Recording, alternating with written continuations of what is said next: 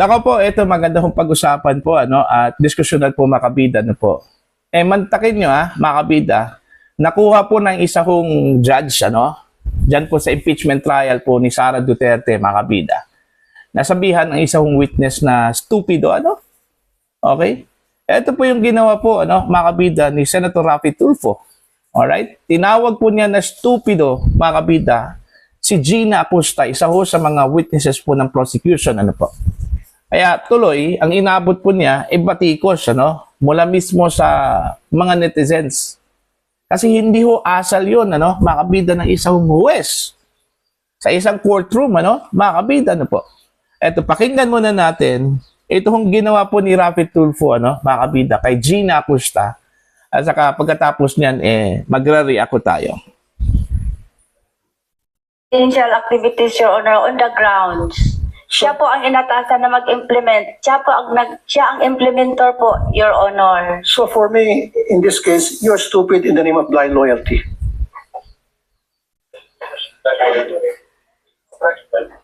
Ano po yun? Naging stupido kayo sa ngalan ng isang tinatawag na blind loyalty. Nakapikit kung ano yung sinasabi sa iyo ng nakakataas, sinusunod mo na lang. Stupido ka pa rin, pero in the name of blind loyalty. Would you agree? Hindi ko maintindihan, Your Honor. I'm sorry. Ayun. Ulitin po natin mga kabida, kung paano ho tinawag po na stupido ni Senator Raffy Tulfo ito si Gina Acosta, mga kabida. Kasi siya po ang nag-implement sa mga confidential activities, Your Honor, on the grounds. Siya po ang inatasan na mag-implement. Siya ang implementor po, Your Honor. So for me, in this case, you're stupid in the name of blind loyalty.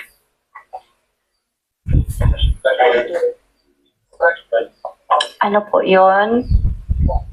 Naging stupido kayo sa ngalan ng isang tinatawag na blind loyalty. Nakapikit kung ano yung sinasabi sa iyo ng nakakataas, sinusunod mo na lang. Stupido ka pa rin, pero in the name of blind loyalty. Would you agree? Hindi ko maintindihan, Your Honor. I'm sorry. Ayun. Asal ba yun na isa kong huwes, mga kabida? Okay? Sa loob mismo ng courtroom? Kaya nga, ang dami hong bumatikos po sa kanya po, mga kabida, dahil dinala po niya yung pagiging brusko po niya, mga kabida, sa loob mismo ng impeachment court. Okay?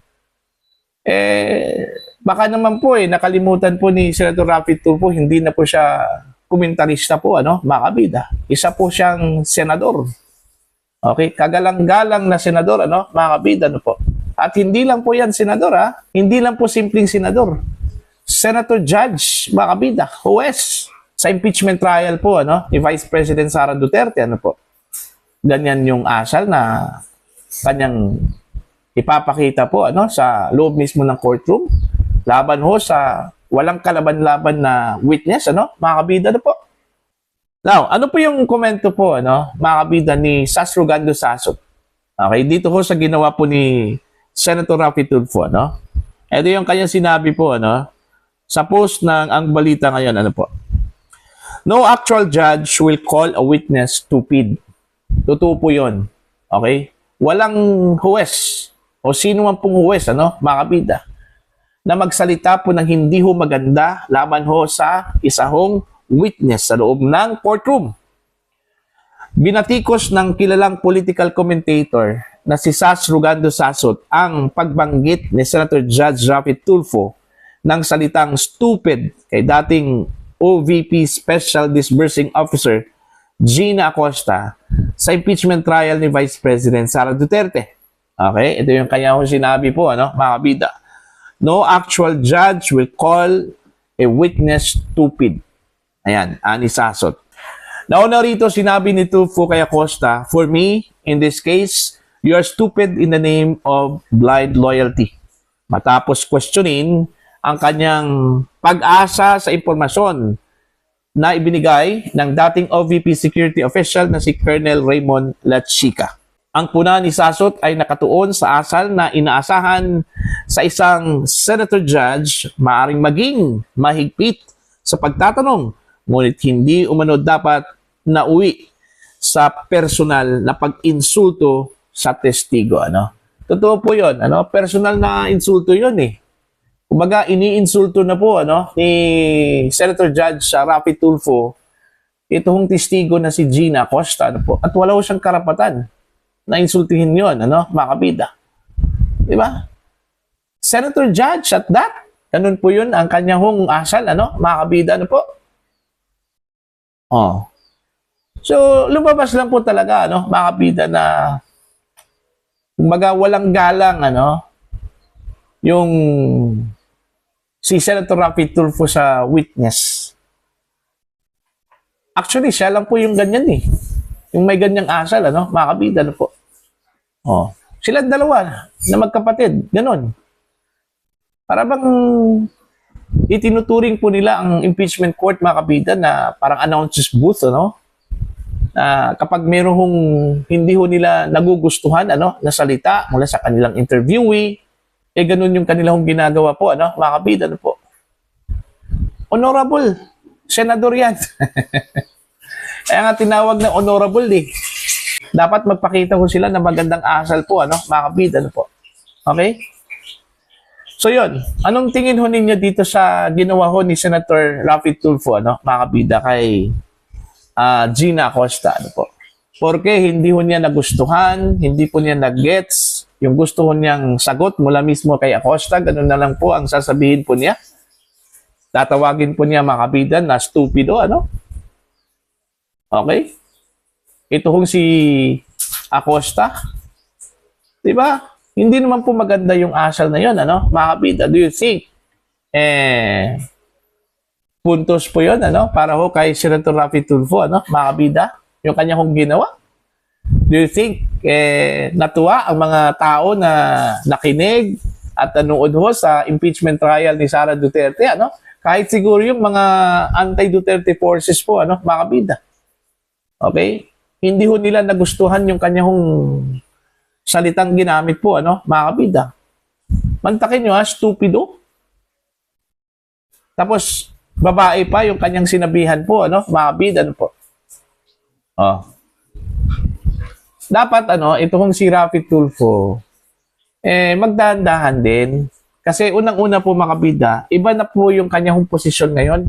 Hindi na po katulad po noon, mga kabida, pwede hong magbara-bara po, Kasi announcer komentarista po, mga kabida, Pero, senador, kagalang-galang po, mga kabida, po. Oh. Hindi porke na senador ka, pwedeng ka nang magsalita kahit ano-ano po, na hindi ho maganda doon ho sa tao, mga kabida, hindi po ganun. Okay? Kung hindi niya nagustuhan yung sagot, ni Gina Acosta, mga kabida, pinabayaan na lang siya na niya yon. Okay? O di kaya, tinapos niya yung kanyang tanong. Ganun na lang po. Anyway, siya yung judge, mga kabida. At siya yung magpasya kung ang sinabi ba ng witness ay believable ba yon, mga kabida, o hindi? Kapanipaniwala ba yon? Nasa kanya yung discretion mga kabida, kung paniniwalaan ba niya itong si Acosta o hindi, po. Kaysa pagsabihan po niya, mga kabida, ng hindi magandang salita, katulad na lang po na stupido, matanda na po yun. And do you think hindi ho nasasaktan yun, mga kabida, nung sinabihan po na stupido, Okay? Again, iba na po yung estado po ngayon, ni Senator Rafi Tulfo, mga kabida. Hindi ho katulad po noon na komentarista sa radyo, Pwede ho siyang magbara-bara po, Pwede ho siyang mag-insulto po ng tao. Okay? Ngayon, hindi.